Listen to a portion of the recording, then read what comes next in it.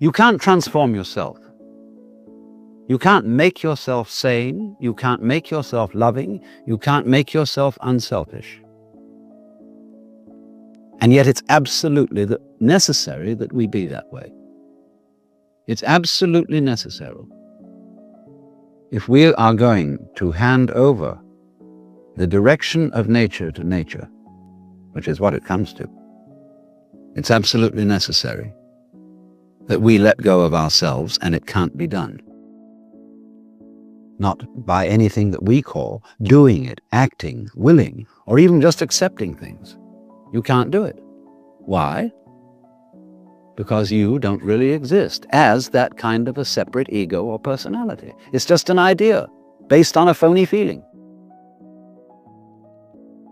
So when it comes down to it,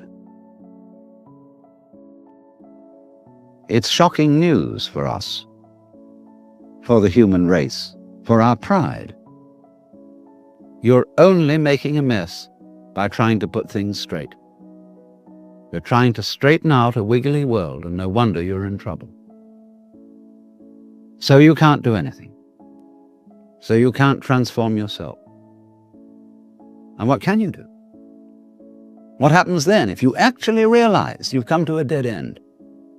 And the human race has come to a dead end, in my opinion. What then? Commit suicide? Or is there something else? What happens when you just wait? There's nothing you can do.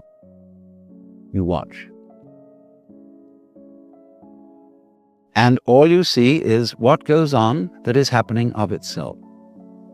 You're breathing, the wind is blowing, the trees are waving, your blood is circulating, your nerves are tingling. It's all going on of itself.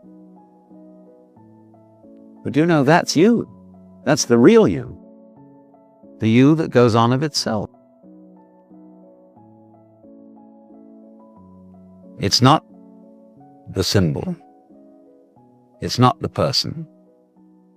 It's you that's happening, as when you breathe. Yes, you can get the feeling that I am breathing by shoving your breath, but your breath goes on day in and day out without your doing anything about it or even thinking of it. The same way your brain is functioning without your forcing it. So when you come to a dead end, and we are individually and socially now in 1971 at a dead end, this is the moment of which it is said man's extremity is God's opportunity. Because we have to stop. And when we stop, we find a world that is happening rather than being done, being shoved. And that happening, as distinct from doing, is our fundamental self. And our fundamental self is not something just inside the skin. It's everything around us with which we connect. When you look out of your eyes at nature happening out there, you're looking at you. I'm not going to say what we should do from then on,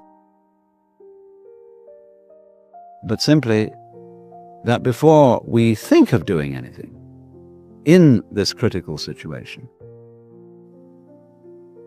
we realize the completely illusory nature of the beings that we think we are, and get back again to the beings that we really are, which includes all this outside world, no longer left outside.